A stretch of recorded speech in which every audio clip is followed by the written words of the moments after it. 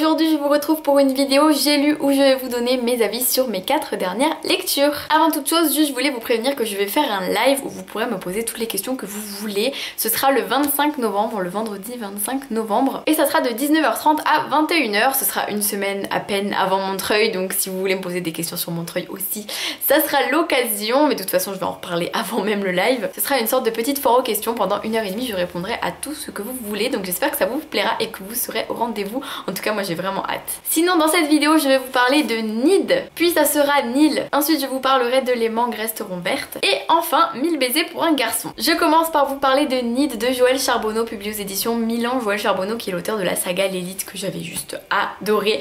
Donc du coup j'avais super hâte de découvrir ce nouveau livre et le résumé me semblait très prometteur. Sachant qu'il y a eu pas mal d'avis pas trop positif, assez mitigé, donc j'avais super peur parce que je me disais mince alors quoi, j'avais tellement aimé l'Élite et finalement bah moi j'ai vraiment bien aimé, donc comme quoi. Nid c'est l'histoire de plusieurs personnages mais en particulier du personnage de Kaylee. Kaylee c'est une adolescente, elle est dans un lycée, son seul ami s'appelle Nate, donc elle est la fille vachement renfermée qui a pas d'amis, Nate c'est le mec assez populaire.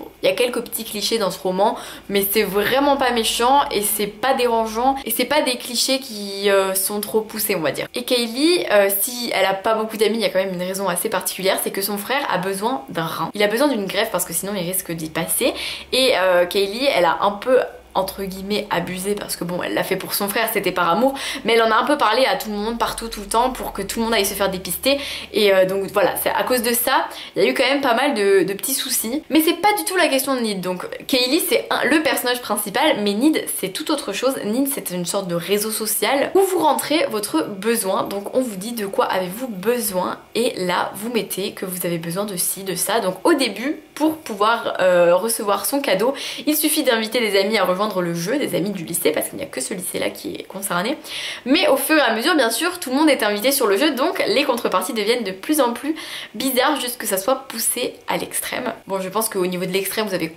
saisi de qu'est-ce que ça pouvait aborder, donc c'est quand même pas mal trash quoi. Et en fait au-delà du côté addictif qui fait que bon on avance, que bon c'est un petit peu parfois un peu glauque, parfois un peu hard quoi, mais on se dit c'est vrai que c'est pas si surréaliste que ça. Enfin personnellement j'ai pas trouvé ça si surréaliste que ça et la fin de l'histoire dont je ne vais pas vous parler du tout mais juste pour vous dire la fin de l'histoire en règle générale elle est juste incroyable parce que les questions qu'on va se poser en fermant ce livre sont vraiment des questions qui nous concernent et je trouve que c'est génial. C'est vraiment quelque chose qui va parler de l'être humain en général, de sa tendance à désirer certaines choses qui sont peut-être pas spécialement celles dont ils ont vraiment besoin. Bref, tout plein de choses comme ça, tout plein de questions vraiment super intéressantes. Moi je trouve qu'on n'est pas au bout de nos surprises avec ce roman parce que jusqu'à la dernière page on est waouh. L'auteur a un style assez simple comme dans l'Élite mais c'est vraiment quelque chose qui va vous donner envie de continuer tout le temps, ça se lit très facilement, c'est tout fluide, c'est tout génial. Moi j'ai vraiment bien aimé, j'ai bien aimé les personnages, l'auteur ne les... En fait c'est ce que j'aime beaucoup avec cet auteur, c'est qu'ils sont jamais parfaits, ils ont toujours des petits défauts mais en soi on a tous nos défauts donc je trouve ça pas mal de faire des personnages aussi réalistes, donc du coup j'ai tout aimé. C'est vraiment un livre que j'ai beaucoup apprécié. Après voilà les petits clichés un peu dérangeants, bon voilà, c'est pas non plus le livre extraordinaire à mes yeux mais c'est vraiment un livre à lire si vous avez envie de passer un bon moment, bien plein d'intensité. Parfait. Puis j'ai lu Nil, tome 2, comment vous dire ma joie de lire Nil, tome 2. C'est un livre qui a été écrit par Lynn Matson et c'est le tome 2 de la saga Nil, publié chez Pocket Jeunesse. Vous pouvez lire tome 1 tout seul et ne pas lire la suite parce que vous avez une véritable, entre guillemets, fin au tome 1, mais c'est pas vraiment une véritable fin parce qu'il y a toujours des questions et tout, mais c'est pas la fin hyper frustrante où vous vous dites mon dieu je vais devoir attendre 10 000 ans avant de lire le prochain tome, mais vous vous dites quand même ça parce que c'est tellement génial, tellement addictif, l'auteur a une plume tellement merveilleuse que vous serez quand même obligé d'attendre impatiemment le prochain tome. En tout cas personnellement c'est mon cas. Le tome 2 voilà c'est une autre histoire avec d'autres personnages même s'il reste des personnages semblables. Je ne dirai pas pourquoi, je ne dirai pas ce qui se passe, mais pour vous dire le principe de Nil, c'est une île où on atterrit dessus par hasard, par malheur malheureusement, et vous avez 365 jours pour réussir à attraper une sorte de porte volante. Vous voyez c'est comme une sorte de mirage un peu qui apparaît, vous devez courir et la prendre et si au bout de 365 jours vous n'en avez pas attrapé, et bien vous mourrez, vous resterez à jamais sur cette île à qui vous n'avez jamais rien demandé mais qui vous a quand même demandé de venir sur ces terres. Mais au-delà des 365 jours c'est quand même une île déserte, il n'y a pas énormément à manger, il y a quand même des énormes bêtes sauvages style des tigres, des hyènes, bref un truc de ouf. Donc en règle générale la vie là-bas c'est pas keep cool quoi. Et dans ce tome-ci on a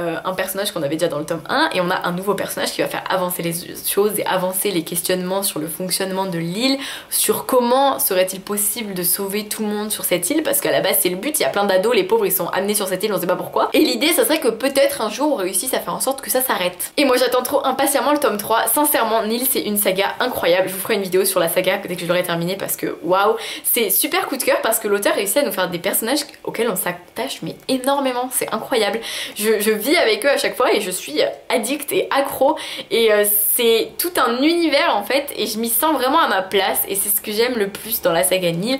Donc si vous n'avez pas lu le tome 1, mais foncez, sincèrement vous ne regretterez pas, c'est impossible. Le tome 1 a un petit défaut que beaucoup ont relevé, c'est que l'histoire d'amour est un petit peu gnangnan, mais l'auteur le sait en fait, on s'en rend compte avec ce tome-ci. Mais ici c'est beaucoup mieux amené, c'est un petit peu moins romantique justement pour ceux que ça a dérangé. Donc le tome 2 aussi génial que le tome 1, le tome 2 avec un peu plus de réponses que le tome 1 et le tome 3, Audrey l'attend très impatiemment. Puis j'ai lu Les mangues resteront vertes de Christophe Léon, publié aux éditions Talent Haut dans la collection Les Héroïques. J'ai déjà lu un livre de cette collection il n'y a pas très longtemps, je sais pas si vous vous souvenez, je vous en ai parlé parce que c'est une collection très intéressante sur des situations qui ont eu lieu dans l'histoire mais dont on n'a pas beaucoup parlé, et ici les auteurs décident de faire une fiction et de donner de l'importance à ces événements et aux personnages qui y ont participé et je trouve ça terriblement passionnant. Et ici c'est l'histoire d'Odélise qui est arrachée à son île de la Réunion parce que à l'époque il y a eu des assistants sociaux qui sont venus et qui ont décidé que certains enfants n'étaient pas bien dans leur famille et qu'ils auraient un meilleur avenir en France. Donc Odélise va finir dans la Creuse, dans une famille qui a l'air de vraiment vouloir son bonheur, et nous on va la suivre dans cette aventure. Et bien sûr Odélise ça va pas être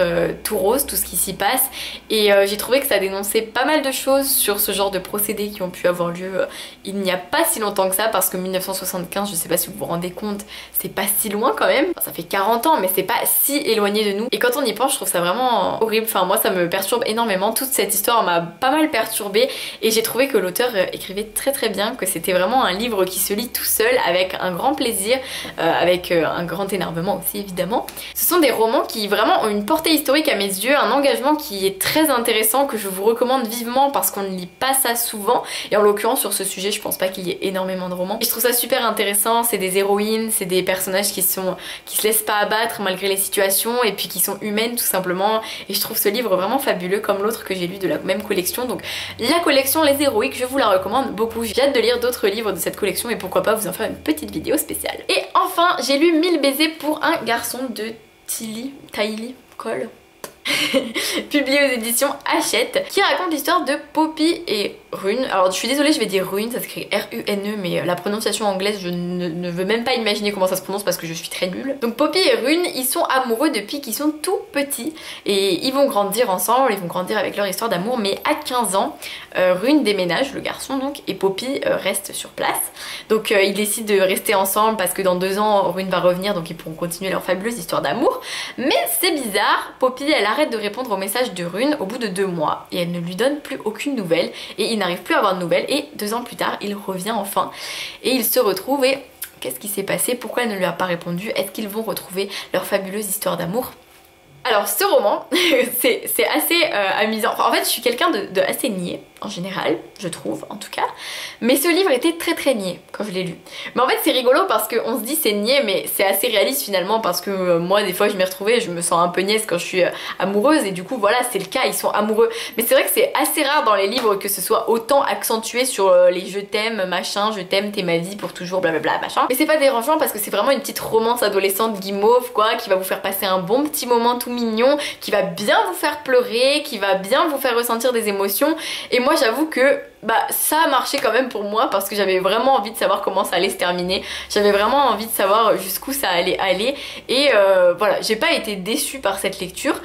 Mais j'avoue que j'ai pas trouvé non plus que c'était exceptionnel au niveau du scénario par exemple. Je trouvais ça très classique en fait, et même si je n'en avais jamais lu, et vu que ça m'a quand même donné très envie, je trouvais que c'était un petit peu facile en fait comme histoire. Et c'est vrai que si vous, enfin voilà, je trouve qu'il n'y avait pas une intrigue très riche, et c'est ce qui était assez dommage, c'était assez cliché en fait en général, et c'est vrai que c'est pas une lecture que que je trouve exceptionnel. Mais c'est vraiment le bon roman, c'est-à-dire que c'était la période, je l'ai lu, c'était le 15-16 novembre, tout ça, donc la période des attentats, les 1 an, on y repense et là je me plonge boum dans une romance bien mignonne, bien d'amour, bien gnangnan, bien guimauve, mais finalement ça fait du bien parce qu'on lit de l'amour et lire de l'amour ça fait du bien. Je pense que c'est vraiment un livre pour les adolescents qui aiment les histoires d'amour, qui aiment lire des choses un petit peu mignonnes, un petit peu voilà tout ça quoi.